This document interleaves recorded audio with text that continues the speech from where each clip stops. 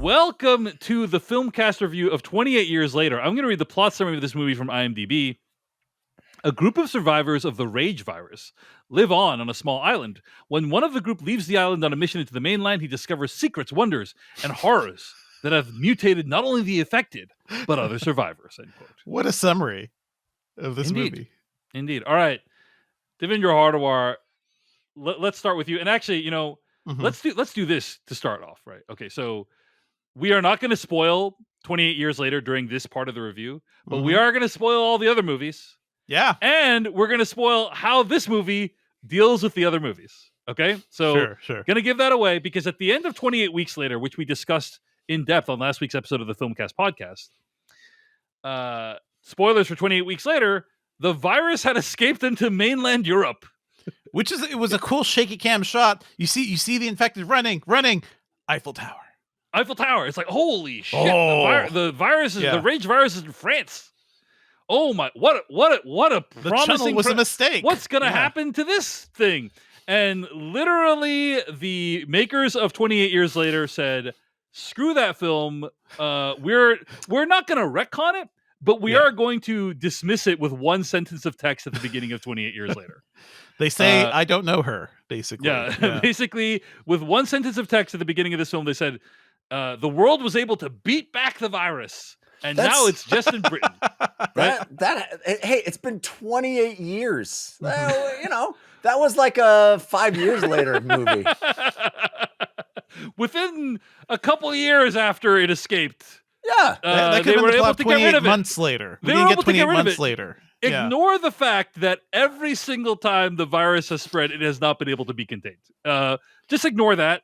And 28 weeks later, it didn't happen. It didn't happen in this film. So it's wild this movie exists, guys, by the way, because we never got 28 months later. Yeah. So it feels like when is the next cycle for them to actually do this franchise? We're going to have to wait a while. And we are almost 28 years later. So yeah, I mean, as you may know, in point of fact, right, the next one, 28 Years Later, The Boneyard is going to come out within the next year or so. I did not know this was a trilogy.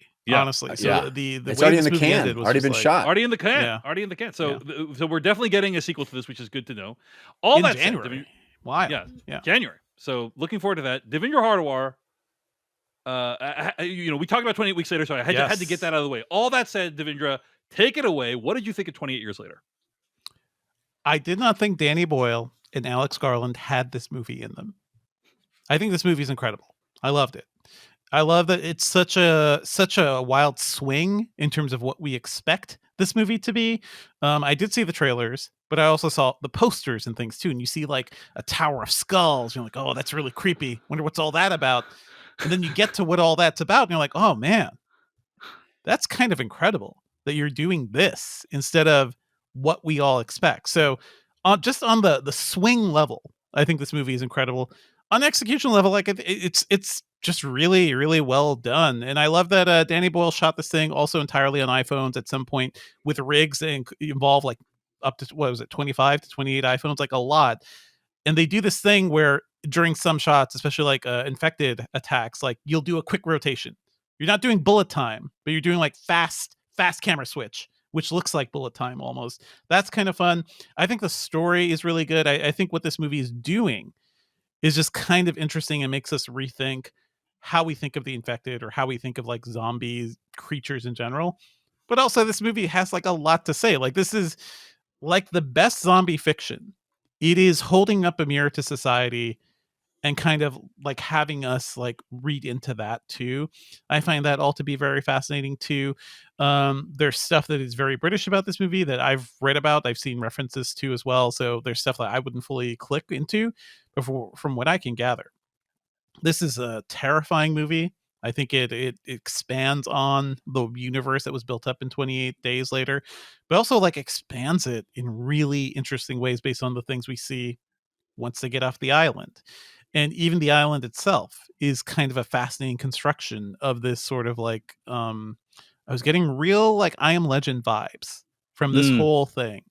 And that was all kind of cool too. So yeah, I love this movie. I love that it is not what we expect, but it is still a very solid exploration of what living through a pandemic that involves rage viruses. I don't know, that involves rage monsters, what that would be like. There's some incredible imagery here too, even though it was shot on iPhones. Like Danny Boyle and his cinematographer did not, I don't think, took it easy. There's some shots in this movie that I think are just incredible, especially when you see this island, which is connected to the mainland by this really thin channel of land. Like it's all just so really, really cool. I think it's scary, but it's also like heartwarming and life affirming at the same time. Like I did not expect to cry in the 28 years later, not at all.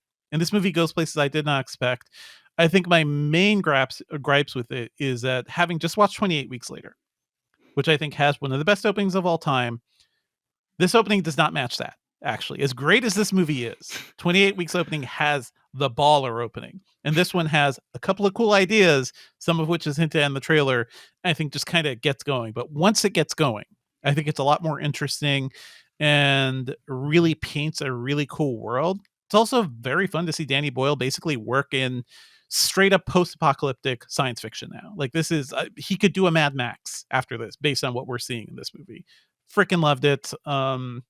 Weird going into it, I did not realize they had already planned for the trilogy, that the other one is shot, and you can totally feel that by the end of this movie. I think that ending is kind of abrupt too, but otherwise, what a movie this is, and what a miracle it even exists.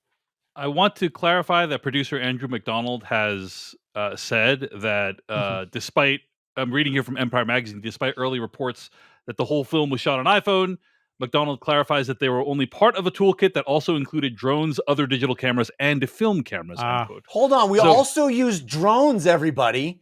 Calm down. They did use drones. Also use lots of drones. But there was a lot of iPhone 15 Pro Max that was used to film this. That's weird. It's weird that they're clarifying that, because those people, they talk to the sites that reported on the iPhone stuff. So it's wild how that can be such an issue. Okay, yeah. I will say this: it's a combination. It's a combination of multiple filmmaking tools, of which the iPhone 15 Pro Max is one. And what's amazing about this movie and how it looks, in my opinion, is we talked recently about 28 Days Later and how that was shot on a Canon digital camera and 480p at the time, and today looks very rough. But this movie, 28 years later, in my opinion, looks way better than 28 Days Later. I mean, just the iPhone 15 Pro Max is a very capable camera. Right? That is an objective truth. Yeah. That is objective. And also at times, it looks sometimes like what the 28 Days Later, I think, looked to those people, like when you were watching in the audience back then. You mean us? Yes, this will age much better than 28 Days Later, in my opinion. But I'm just saying, it still has this kind of grungy digital look today, and so he's still kind of pushing the medium of cinema forward by using the most cutting edge techniques and kind of guerrilla style filmmaking today. And I love him for that. Slumdog Millionaire had a lot of that too. Just him expanding on how he was using different cinematography techniques and digital video and stuff. So absolutely, and it looks incredible. The next movie in the trilogy is a different director, right? Yeah, Neil DeCosta, American, who did Candyman. Yeah, right. Jeff Kanata, I am extremely curious what you thought. I knew Devindra would love this movie. I really want to know, Jeff Kanata, what did you think of 28 Years Later? Well, Dave, I guess you could say what I thought of 28 Years Later is best summed up in the form of a limerick. All right, let's hear it, Jeff. Call me a days and weeks debater, but it's only been 18 years later. Less than 28, but it's still worth the wait, because this one's 28 times greater. Wow. Okay. I am right there with Devindra. I think this is masterful filmmaking. Masterful. It is not without its flaws. Not without its flaws. I think there are things about this movie that are a little rough, particularly, as Devindra pointed out, the beginning and the ending, which are kind of bookendy in weird ways and don't just feel very odd and make me very curious about where the sequel's headed. But everything in between, the meat of that sandwich, is so incredible. And in a lot of ways, I think the first part of this movie is almost an experimental film. There's a lot of weird, like, stock footage that thrust in, and weird uses of infrared camera lighting and sound that's disparate and cacophonous and weird. The whole experience of the first section of this movie is so aimed at kind of keeping you off balance and spinning you in weird directions and making you think about the context of everything. And I was worried, honestly, because I think we have seen quite a lot of what's going on in the early part of this movie, right? We've got the Last of Us TV show. It felt very, it's almost a God of War, the new God of War series, video games with Kratos, and boy, it is Aaron Taylor Johnson as both a hunter and a little craven at the beginning, and sort of doing that father-son relationship, which I think is really well executed, but it felt like well-tread ground to me of like, you got to be trained in the post-apocalypse, kid, and we're on the road, and we're, it's like, oh, we've done this a million times. I felt like, even though it was incredible. And one of the things that I think this movie does that is so masterful is tension. The sequences are just, I dare you to take a breath while you're watching this movie. It is fingers on the armrests, clenching my sphincter watching this movie because it is so tense. The execution of the sequences of making you feel that moment, that sort of Hitchcockian tension of, oh my, how are they gonna, what's gonna next, what's that around the, all of that, masterful in my opinion. And then the movie takes this really interesting, I think, left turn and does, which we'll talk about more in spoilers, but I think, as Devindra pointed out, makes you feel and think about this in completely different ways, and recontextualizes the entire situation of this particular post-apocalypse. And I absolutely loved it. I think there's an actor in this movie that I didn't know was in it at all that shows up that is like, I just love that he is game for this. And I too, like Devindra, wept. I was crying in my seat in a freaking zombie movie, and not crying because the people were in peril, but like crying because I actually felt some sort of sense of connection to humanity in a really profound way. I just think the movie is amazing. I think the end is going to really be divisive, and I think may ruin the movie for some. It didn't for me. I do think it is very strange, and we'll get into that, I think, in spoilers, but and there are a number of things in the movie that I do think are not perfect, but overall, I think the performances are great. This kid, what's his name? What is his name? That is the young kid in the movie. I had it up here just a second ago. I lost it. He's great. Alfie Williams. Yeah, Alfie Williams. Thank you. As Spike. Yes. He is just a lovely performance from this youngster. And I think everybody is great. I mean, Aaron Taylor Johnson's awesome. Jodie Comer is awesome. I did not expect to love this movie as much as I did. And I think this is contributing to what we were talking about earlier of just like a really strong start to this summer, just bangers out the gate for summer. And I think I'm very curious where this is going as a trilogy. But I think it requires no knowledge of 28 franchise later. Yeah. It is really a fresh start, and I think one that is interesting, especially now that we're in this era of like, these kinds of movies and TV shows are common, and so it's hard to carve out new ground here, and I think this movie does. We're also living in a post-pandemic, almost post-apocalypse now too.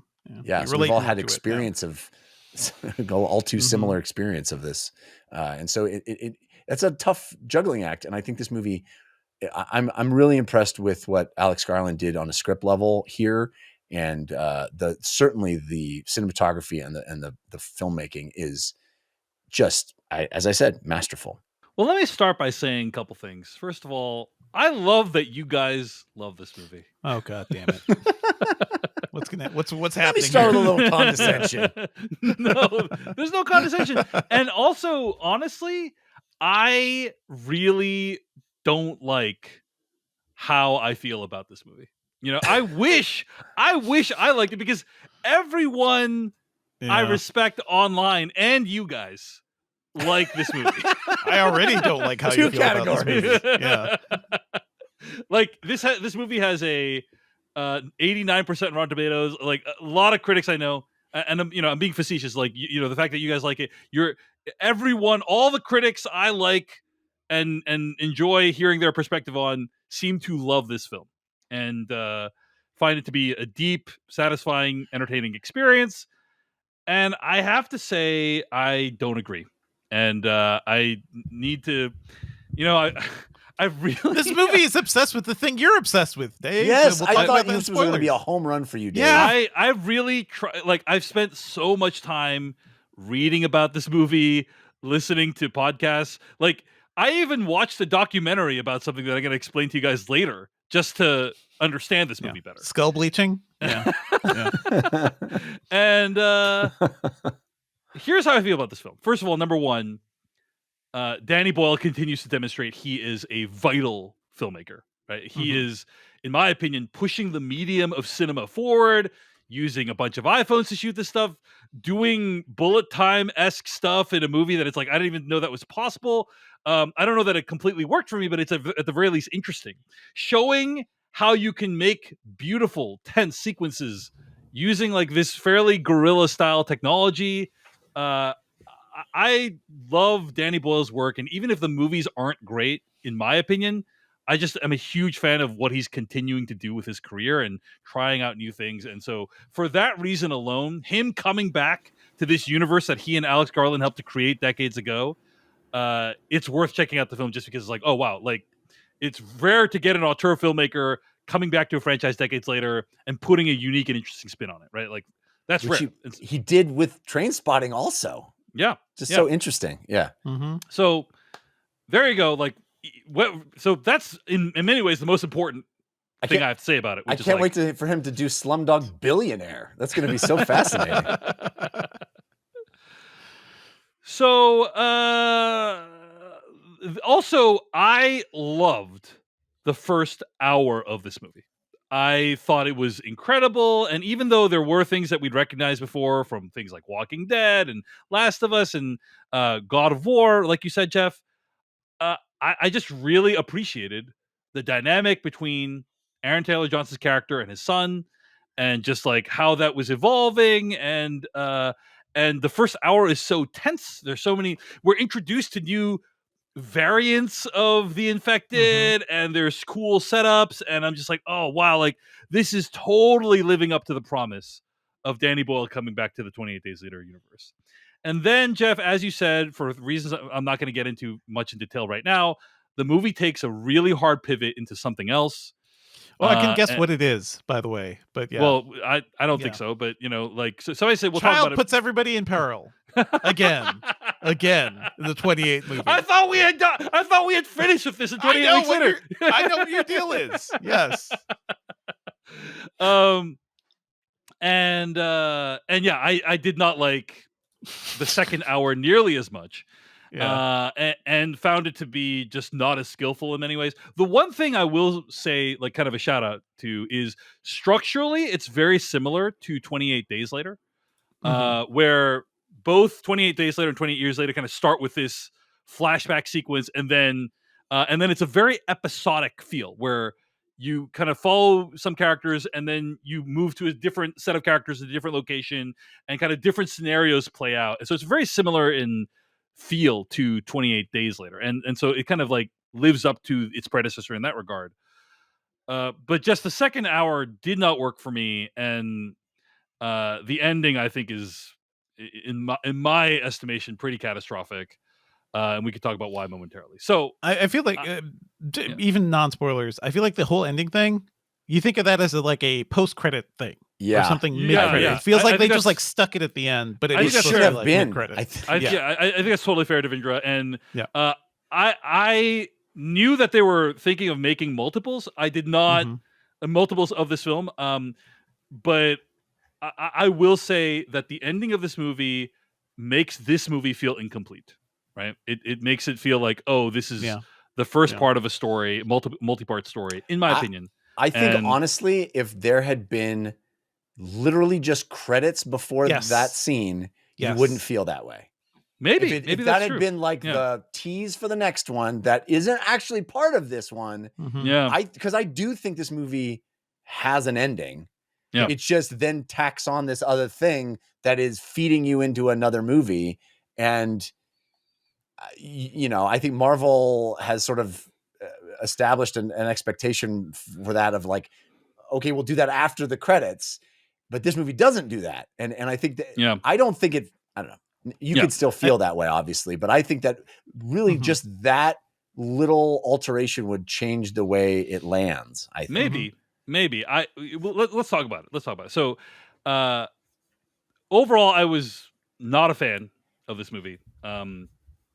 There's so many positive things I have to recommend it. Like, I love the filmmaking throughout, and the performances are great. And I think story-wise, the second half does not work for me at all. And as a result, hard for me to recommend this film.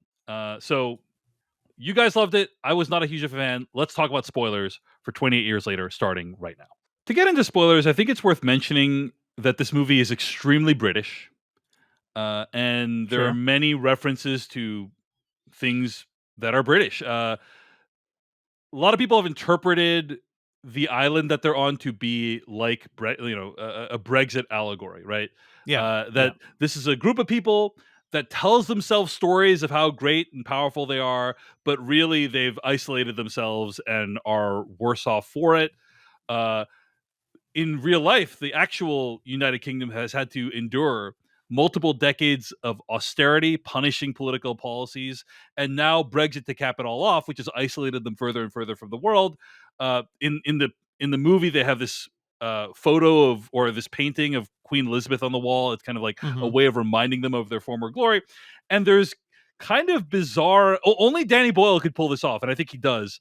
This bizarre like B-roll of old movies of people firing arrows over the wall to kind of indicate like, hey, this is there's historical antecedents for everything that you see in this movie. We have always protected our castle walls like this and so on. And there's all these nods to the history and the glory of Britain in the film that I think I didn't get the sense that they self-isolated. It certainly seems explicit that they're forced into this. And, we have Eirik saying, you come here, you don't get to leave. You don't get to leave this place.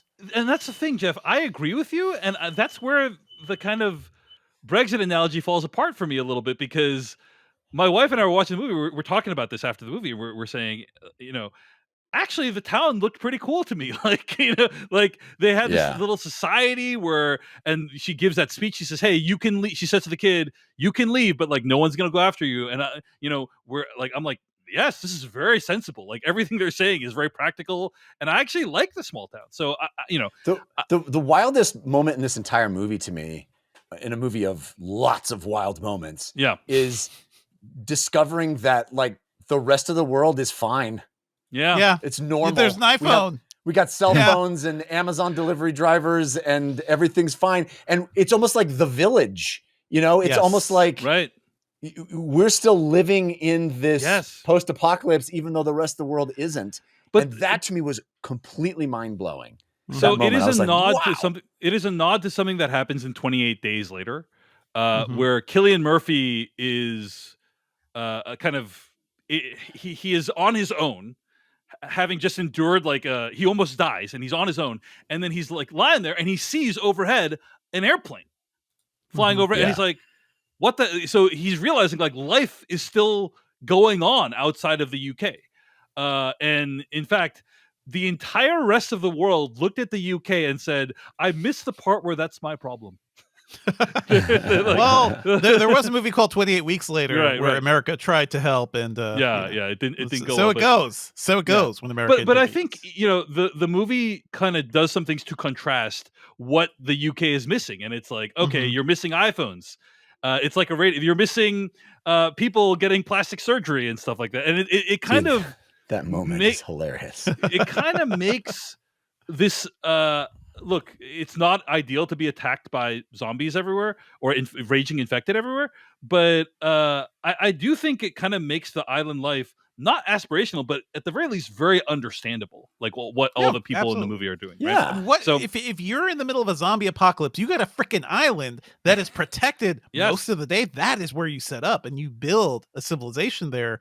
But what is fascinating is like how it eventually transforms into something like the Wicker Man. You know, how like you self-isolate to the point where yes, it's just us. We take care of each other. If you get out there, we will not save you. It's all, that's Right. pretty much it. And in the trailers and some of the imagery for this movie, we saw those masks that some of them were wearing. And I was like, oh, are these the villains? Or are those the thing? Are these the bad tribe of humans our main characters will have to fight? No, it's all in this village. This village is the thing that is sort of like hyping itself up to be a great thing, but also forming all these rituals at the same time to kind of support their own their own self-image. Yeah, the cross-cutting between this sort of horror movie, Mhm. infected thing with a raucous party that you Right. would think is just jovial and fun, but there's this edge of malice about it Mhm. that the movie, because of the cross-cutting, because of the sort of harshness of the Yeah. the Well, and volume. also Aaron Taylor John's character is lying throughout. He's telling Right. lies about it, Right. and it's kind of a way of referencing Britain's self-mythologizing, which I think is Right. a huge part And of it leads of actual right into society. his own infidelity, right? Yeah. That scene is a bridge into sort of Spike's disillusionment with his own Yeah. father and his own family and his own safety, right? It's all lies. It's all And Spike had to stop him from killing a child infected too. And I think even Spike is getting to that point. He's like, that's it's kind of a person. It's kind of a thing. These infected are forming their own societies. I their got own an I Am rules out Legend there. vibe out of that too. Yeah. I appreciated that. Okay, let me say unironically. I'm not trying to like joke around here. Mhm. It was impressive to me that so many of the infected people were naked. First of all, it makes sense from a storyline perspective. Like, 28 why- years later ain't got 28 years clothes later, no yeah. more. Exactly. In 28 days later, they still have clothes, but like if they're infected, they probably wouldn't care about having clothes. So most of the zombie or the rage infected are naked in this movie. Mhm. And also, that is more difficult from a filmmaking perspective because they don't have, they can't like wear obvious padding, right? Like and they're doing dangerous things in the movie. So it's just really impressive from a filmmaking logistical perspective how they were able to pull that stuff off. Now, where the movie really falls apart for me is when Spike takes Jodie Comer and goes off the island and tries to find I knew a it. cure. I knew for- it. Yeah. Yeah. And first of all, the whole first hour has been Aaron Taylor Johnson's character, who is Jamie, and his son Mhm. Spike going off the island. Jamie is super skilled, like he is total badass hunter guy. They barely survive. They barely make it back alive, like just by the skin of their teeth. Mhm. And then the idea that Spike and his mom would go out there and live just made no sense to me. It's true. Based off of the premise that the movie had already set up for me. Okay, right? two things that whole for that. sequence, Yeah. by the way. Yeah. Go ahead, Jeff. Go ahead. Two retorts. Hit me. One Hit is, me. for me, that shows the height of Spike's disillusionment and his desperation. Like for him, his entire world has contracted. The only person that represents truth or safety to him is his mom, and she's in peril. So the willingness to do something that is patently suicidal points to how emotionally heightened his situation has become in his mind. Is like the only option I have is to leap back into the jaws of doom, to save my mom, because my father ain't going to do it. Yeah. He's now, like he said, after mom died, you want her to die. You want her to die. Let me just be clear. plan. Let me just be clear. My point is not that it is implausible that Spike would make that choice. That makes complete sense to me. I understand all that. Like, there's nothing wrong with him making that. Yeah, go ahead. My second point in retort is when he goes with dad, the goal is explicitly to find and kill infected. Okay, that's The fair. second That's fair. time, it's to avoid To that avoid, okay. exact thing. It's true. That's fair. So It's true. they Fair are point, Jeff. on a Yep. hunting expedition the first time through. So we're going into the worst places just to find us one so you can pluck it with an arrow. The second time, I believe, at least it wasn't hard for me to suspend my disbelief and go, they're doing everything in their power to avoid that path. And you know, that the kid has at least some awareness of how to stay away from infected. And again, not entirely successful, but I believe that he thinks, oh, if we don't go into the hot zones, we're going to be okay. Fair point, I Jeff. totally Fair feel point. that. Yeah. It's also worth pointing out the whole thing from when they can walk back to the channel, he and Aaron Taylor Johnson, and the Alpha's chasing them. Incredible stuff. Incredible. Yeah. Just amazing. incredible I agree. imagery, incredible tensions. Like, God damn, Danny Boyle. You just kill me. Yeah. Just the idea of this like land bridge that's that it's flooded is such a rad idea. Super cool. Super cool. Yeah.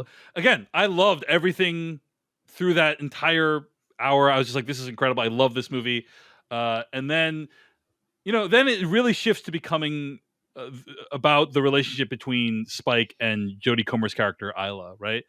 And I just, in my opinion, I didn't feel like we got to know those characters and their relationship well enough before Jodie Comer's character, we're in spoilers now, ultimately decides to end her own life. But we see that she's in pain. Like our introduction to her is pain, screaming. She doesn't know what's going on in the world, and it's her child trying to take care of her, and her husband is trying to take care of her too. But he is like kind of given up, right? Because he knows this is bad, and there's no solution. The child doesn't know that. The child thinks there may be hope. He still has hope, and he's trying. I agree, Dave, that we could have gotten more with those characters, but.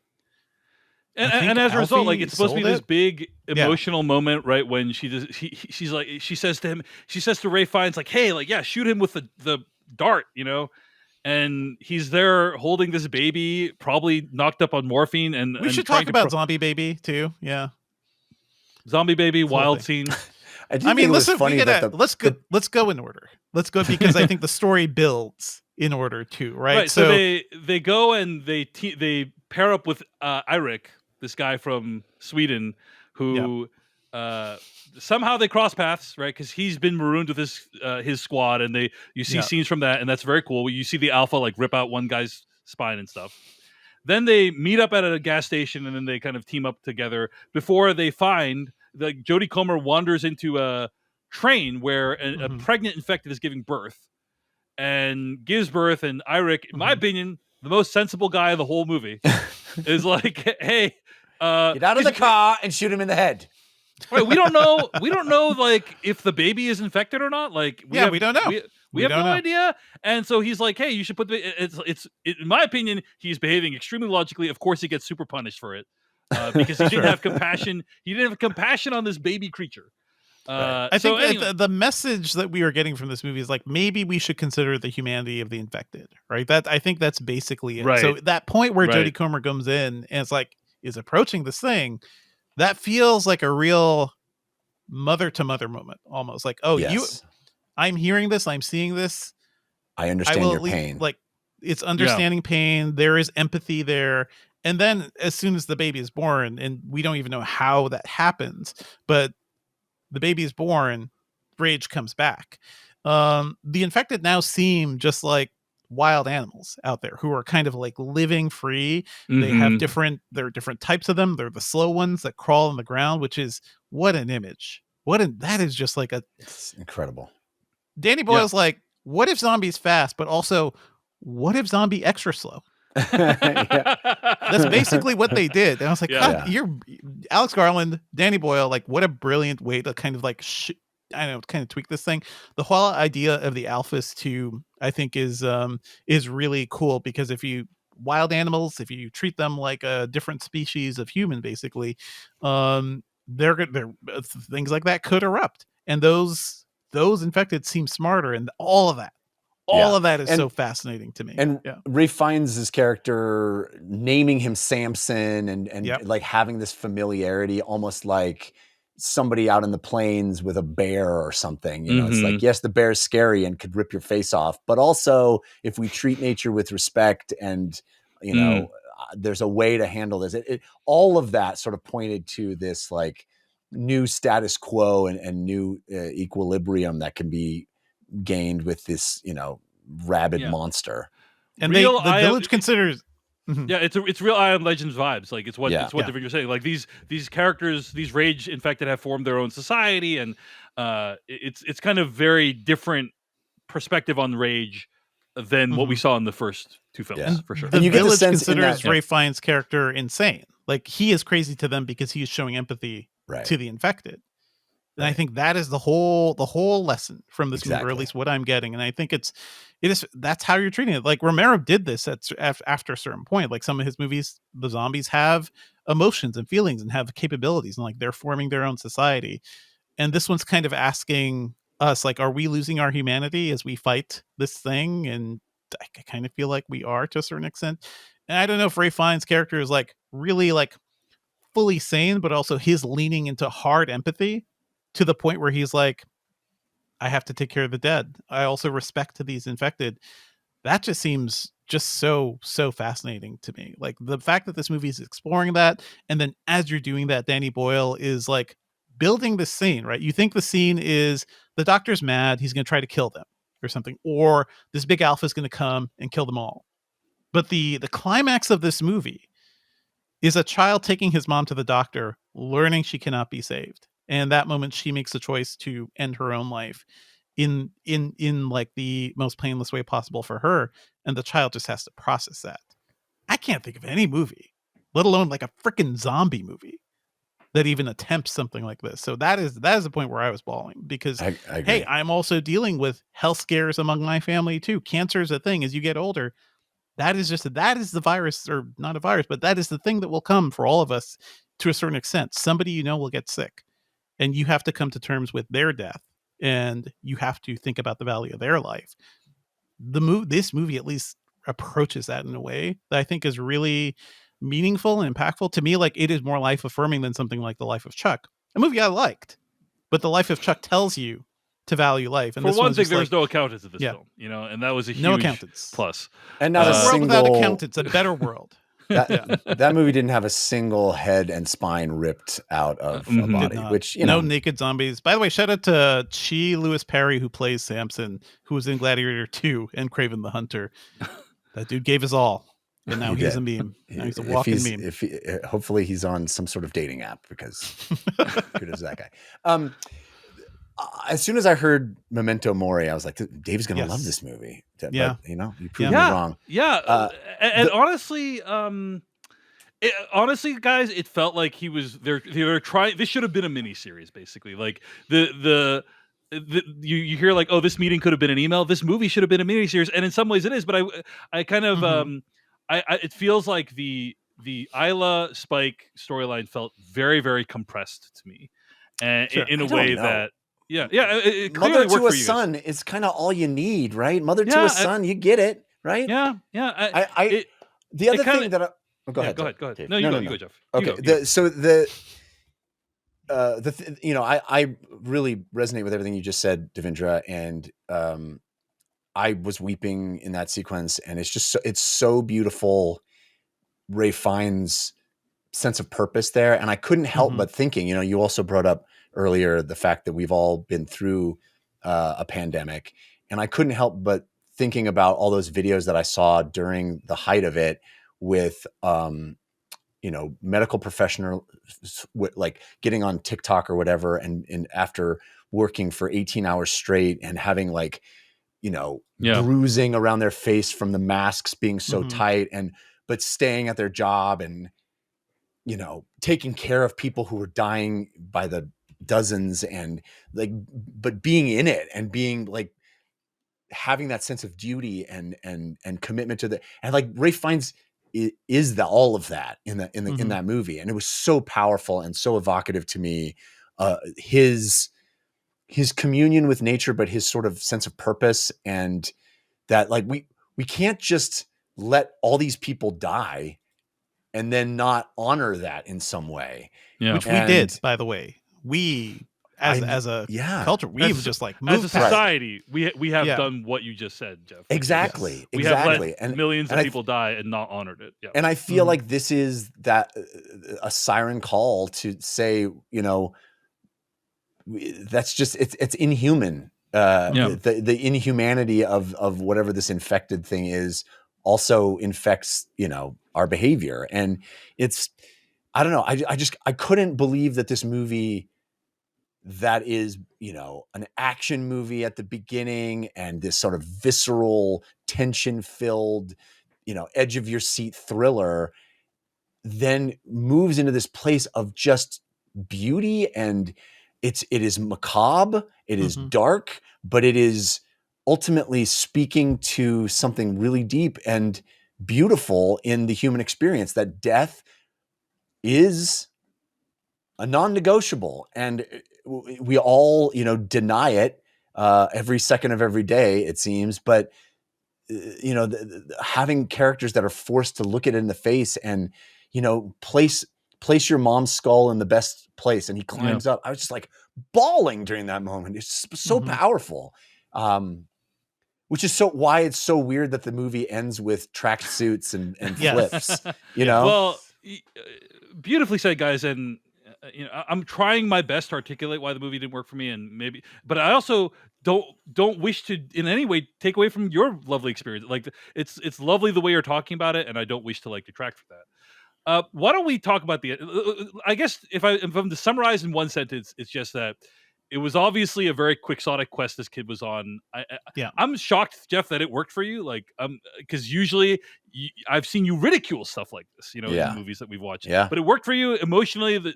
It worked for you, and you know, that's cool. It didn't work for me because I was just like, this whole mission seems like it has so little chance of succeeding, and I understand why he's doing it, but that doesn't make me more invested in it, right?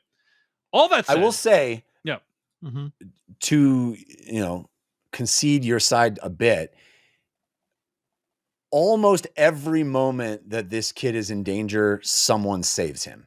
Yes. Yeah. He does very little saving of himself. Yeah. You know, throughout the movie, there's almost nothing that he does that gets him out of peril. It's always somebody swooping in and saving him. And I wish that wasn't the case. Even to the very last moment, it's like somebody else is swooping in, and you see him like, oh, now I can do the arrows and I'm cool. And it's like, no, you were still going to die if these tracksuit dudes hadn't jumped in, you know? Right. So, well, let's talk about that.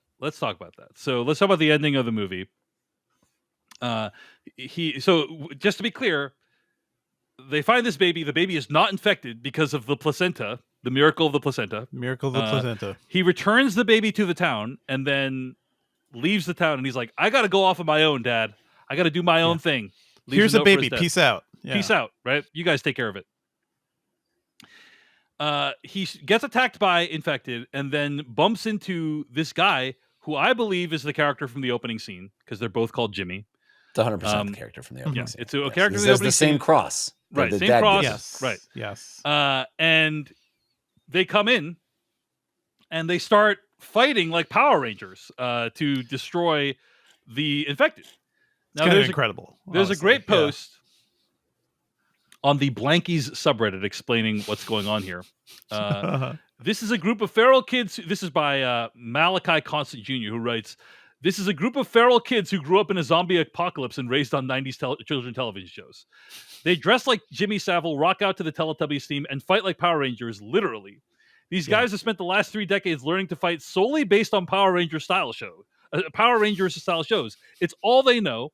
And if you practice anything long enough, especially if you start young, you'll be good at it. These are kids who never actually grew up. Spike leaving behind his Power Ranger action figure at the beginning showed his acceptance of adulthood. These guys rejected that move. They stayed in a state of arrested development their whole lives. I keep seeing the naysayers argue it doesn't make any sense, but it makes perfect sense. A group of kids learned to fight through Saturday morning kids shows and spent decades practicing and performing that style would be good at it, especially when you factor in survivor bias. Who knows how many started that died? Now they are only left with the best that survived. I don't know about you, but I'm pretty excited to see a cult of TV ninjas raised and styled completely by 90s kid shows kicking ass in the sequel, end quote. You also It saw a just lot of couldn't be Clockwork more Orange, apparently. stylistically disparate than the rest of the movie. Yes, that's it. Well- give me a 30-second break. Give me the closing shot. Aaron Taylor Johnson running to get to Spike. Credits. 30 seconds later, Power Rangers. I think I can accept that. It's so weird. This movie's like, Yeah. think about death. Yeah. Think about our humanity. Imagine that Right. the infected themselves have some Right. core of humanity. A baby was born of infected mother and father. Right. Let us consider that. And also, let's do this. And Jeff, I'm a son who has decided to become his own man and Yes. and separate and be on my own in this dangerous world without any Yes. assistance. And you know, like, And also, are you ready for some flips? It doesn't seem like the best way to fight the infected. We know one drop of infected blood will end you. Yeah. You should not be flipping. You should not be like throwing blood everywhere with blades. That seems bad. Well, Seems I mean, Efficiency in my opinion, over flourish. In my Yeah, opinion, a little too much. the lack of eye and nose and mouth protection in all these movies is completely baffling to me. Like, but you know, then I remembered real life and how that all played out. Now here's the thing, guys. We need to talk a little bit about Jimmy Savile. I don't know if you guys know who this is, but Jimmy Savile is one of the best known figures in UK culture. So he was a DJ and then became an on-air TV personality. And the reason this is relevant is because the final character Jimmy is not only named Jimmy, but he looks exactly like Jimmy Savile. Like he has the same look as Jimmy Savile, the jumpsuit, the tracksuit, and the kind of, you know, the hair, the whole overall appearance is clearly a reference to Jimmy Savile. Jimmy Savile, for those who don't know, again, one of the most popular figures in UK history, feted by the most powerful figures in UK society, including the Prime Minister, the Prince Charles and Princess Diana, and so on. Like, he was friends with everyone, had friends in the highest of highest places, was also one of the worst pedophiles and sickos that has ever existed. Hundreds of people have come forward and say that he abused them sexually between ages 5 and 75. And the crimes he's accused of are horrifying. I actually watched the whole documentary about Jimmy Savile after I saw 28 years later to understand what this reference was. It's on Netflix. It's not a very good documentary, but it's called Jimmy Savile, British Horror Story. And I got a kind of good sense of Jimmy Savile. Like, this is, I tried to think of what a good comparison would be. And I think it would be like Ellen and David, like a combination of Ellen and David Letterman in terms of how well this person's known, or Johnny Carson, right? That's how well this person was known. Which makes his appearance in this movie really pretty baffling, because everyone knew this character. They all know about his crimes too. My wife came up with a good analogy. This would be like if a guy that looked like Jeffrey Epstein showed up at the end of a movie, and his name was Jeffrey, and he's like, "Hey kid, you want to hop on a plane and go to this island of mine?" Like, it would be like, wow, that's a pretty heavy hammer to swing at the end of your movie. You know what I mean? Like, what is going on there? And of course, we're not even really going to find out until the next one. So it's just I'm just pointing out, the parallels, because a lot of people will know about the parallels, but I don't even know what to make of it yet, because I haven't seen the second film. So I don't even know to tell you, oh, this is good or bad or whatever. You know what I mean? I don't know. What do you guys think? I thought it was a wild way to end this movie. I was not fully aware of the direct Jimmy Savile connection, but I saw it was Jack O'Connell. I was like, where did you come from? Oh, you were just in Sinners. Jack and O'Connell, legendary evil white dude. He is doing something. Like he has put in two of the most iconic evil white dude performances of the year, and it's only June of 2025. So anyway, his performance, I was like, what is up with him? Jack O'Connell, what are you doing? And also throughout the movie, I think especially early on, where you see the first strung up infected, there's graffiti saying Jimmy is coming or Jimmy is here or something. So they have been hinting at this character for a while. I was intrigued, but I also felt like this feels like a post-credit scene. It feel like that's pretty much it. Like I don't think endings ever destroy movies for me, but this so clearly feels like you needed to give the audience a breath to sort of reset to whatever the heck this scene is. And I still like the scene. I think the character seems interesting, and there's a lot of like Clockwork Orange in here too. Like, what if you had Clockwork Orange on VHS and also Power Rangers, and you just like let loose? That is the thing that builds your brain. I'm fascinated, but I also don't know what to expect from another one of these movies. I like Nia DaCosta quite a bit. I just didn't like her Candyman remake that much, so we'll see. Jeff, any other thoughts? And then I do have a couple other quick things to say about Jimmy Savile, but go ahead, Jeff. No, I just yeah, I mean, the thing you left out of the whole Epstein comparison is that, Epstein looks like a normal guy, and Jimmy Savile has such a unique appearance, right, that there's no mistaking the reference. Unmistakable, right. And so I think most Americans would not understand that, it's like, it is, I can't even think of another person that, it's like if Michael Jackson showed up at the end of the movie. Right. It's sort of like, what if that guy from Home Alone 2 ran the country? It's like how wild this reference is. But the thing, my big takeaway from the end was, what you are signaling to the audience is that the sequel to this movie is going to be nothing like this movie. Yes. Yeah. I think that's true. Couple of other quick parallels to the Jimmy Savile thing I want to mention. Number one, Jimmy Savile in real life was also Catholic, and we see that Jimmy's father in the opening scene is a priest or like a man of the cloth or something like and that. I believe he's wearing the cross upside down at the end. Yeah. Which is, I think iconography for Satanism, right? Yeah, I don't know about that, Jeff. One of the disciples was crucified upside down because he felt like he didn't want to be crucified. Honestly, I'll just say he didn't want to be crucified the same way as Christ. Honestly, I don't feel like an upside down cross has ever been good in a horror movie. I cannot speak to what it means, and feel free to send your theories into /filmcast@gmail.com. The other thing I want to mention is the way this ties into Brexit at all. Jimmy Savile ties into Brexit is Jimmy Savile in real life did a lot of charity work, and he was encouraged by Margaret Thatcher to do charity work, and hey, let's raise money and do, and it's part of this whole austerity that the UK has been living under until relatively recently of, hey, the government need not be involved in funding the hospitals. Like, we can pull ourselves up by our bootstraps and do it ourselves. And Savile, even when his image was positive, was kind of weaponized in that way. And so I only bring it up because I think the movie is very British and it can be read as a Brexit allegory. And it's important to recognize kind of what Savile's real life role in the UK and its image of itself was. Let's also say, what if the world ended before we fully knew the extent of Savile's crimes? Like, that is the other thing too. Like, oh yeah, that's true. That's like, it. Canonically, yes. 28 days later happens before we found out about what Savile actually did. So we'll see. That was like 2010s, right? So yeah.